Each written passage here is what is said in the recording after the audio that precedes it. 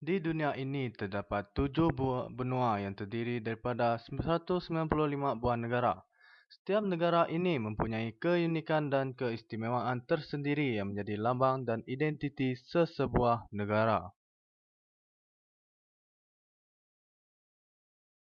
Jadi, kita akan fokus kepada negara kita Malaysia.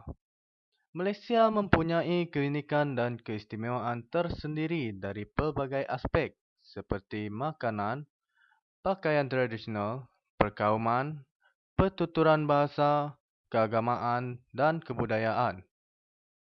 Di dalam tugasan ini, kami akan menyatakan keunikan dan keistimewaan negara Malaysia dan membandingkannya dengan sebuah negara di dunia ini, iaitu negara Jepun. Pertama, kita akan melihat keunikan dan keistimewaan masyarakat Malaysia dari aspek makanan. Seperti yang kita tahu, Malaysia mempunyai pelbagai kaum dan inilah yang menghasilkan kepelbagaian makanan di Malaysia. Contohnya, kaum Melayu terkenal dengan nasi lemak dan laksa, kaum Cina tidak asing lagi dengan char kway teow dan nasi goreng, serta mi goreng dan nasi kandar bagi kaum India. Walaupun makanan itu merupakan makanan turun-temurun kaum tersebut, namun kaum lain juga dapat menikmati makanan tersebut atas nama perpaduan. Selain kepelbagaian makanan, cara memasak juga mempunyai banyak kaedah seperti menggoreng, merebus, memanggang, mengukus dan banyak lagi. Berbeza dengan makanan di Jepun yang kurang variasi dari segi kaedah memasak mereka. Contohnya, makanan berkonsepkan nasi, seperti sushi dan onigiri yang hanya perlu dikepal nasinya sahaja. Serta makanan berkonsepkan mie seperti ramen dan udon, iaitu makanan berkuah di Jepun. Seterusnya, mari kita lihat keunikan dan keistimewaan masyarakat Malaysia dari aspek kepelbagaian pakaian tradisional. Masyarakat Malaysia yang terdiri daripada pelbagai kaum menghasilkan kepelbagaian pakaian tradisional seperti kaum Melayu yang terkenal dengan baju Melayu dan baju kurung, kaum Cina dengan jubah labu dan ciong sam, serta kurta dan sari bagi kaum India. Kecantikan pakaian tradisional kaum di Malaysia mampu menarik minat pelancong dari negara asing untuk melancong ke negara kita. Di Jepun pula, difahamkan pakaian tradisional Jepun hanyalah kimono yang digunapakai oleh kaum lelaki dan wanita. Ini disebabkan oleh kepelbagaian kaum di Jepun yang terhad.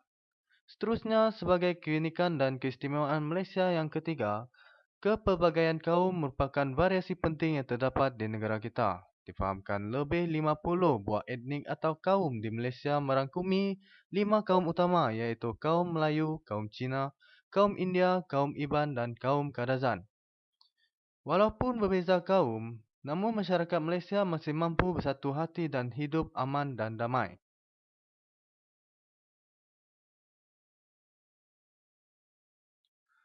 Berbanding dengan di Jepun yang hanya mempunyai 3 kaum utama sahaja iaitu kaum Ryukyu, kaum Yamato dan kaum Ainu. Namun begitu, ada segelintir masyarakat kaum Ainu tidak mengakui atau mengenali kaum sendiri akibat isu perkauman yang berlaku di Jepun suatu ketika dahulu. Keistimewaan dan keunikan Malaysia seterusnya ialah aspek kepelbagaian bahasa.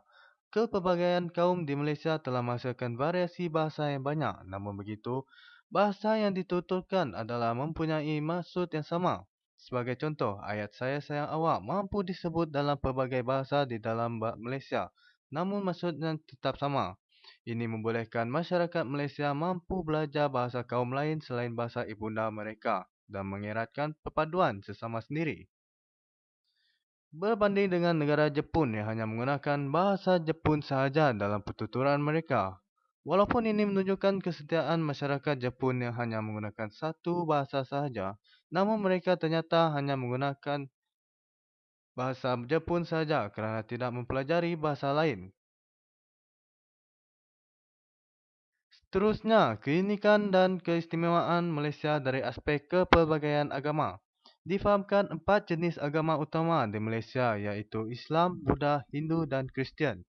Di Malaysia, 60.4% rakyat Malaysia menganuti agama Islam, diikuti agama Buddha 19% serta agama Kristian 9.1%. Agama Hindu merupakan agama yang kurang penganutnya iaitu 6.3% sahaja dari rakyat Malaysia. Walaupun berbeza agama, setiap penganut menghormati amalan penganut lain bagi menunjukkan sifat toleransi sesama penganut.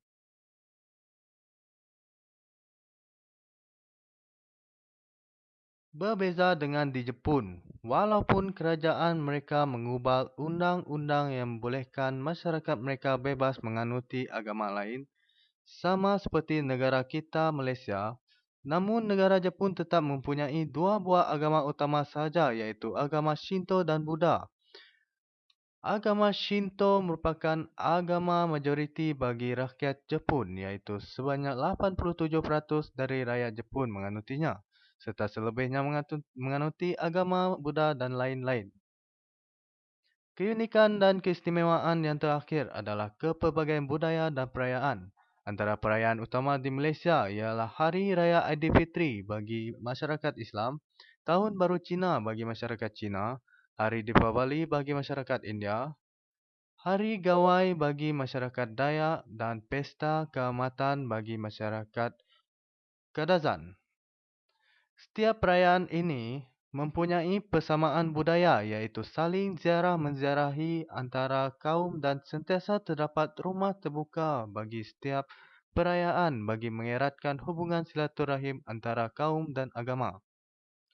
Berbanding dengan negara Jepun, masyarakat di sana mempunyai budaya menundukkan kepala ketika menyapa seseorang. Namun, di Malaysia apa kurangnya? Kita mempunyai budaya berjabat tangan ketika menyapa seseorang. Selain itu, di Jepun dipercayai mempunyai satu perayaan sahaja yang popular iaitu Pesta Tanabata yang disambut secara besar-besaran sahaja.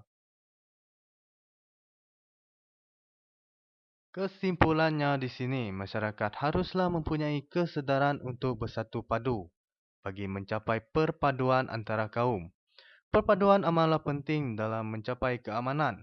Contohnya, peristiwa 13 Mei 1969 yang banyak mengajar kita apa artinya perpaduan. Bukan itu sahaja, jika masyarakat bersifat terbuka juga dalam menghormati kaum lain, kedamaian dan keharmonian dapat dikecapi. Tambahan pula, pelancong juga berminat untuk melihat keunikan dan keistimewaan negara tidak kira jauh atau dekat. Secara tidak langsung juga, perpaduan mampu meningkatkan ekonomi negara. Kedamaian dan keharmonian negara mampu menarik minat pelabur bagi melakukan urus niaga di negara kita serta mampu meningkatkan imej negara di mata dunia.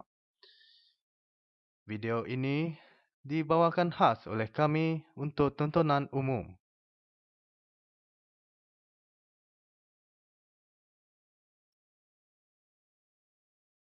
Sekian, terima kasih.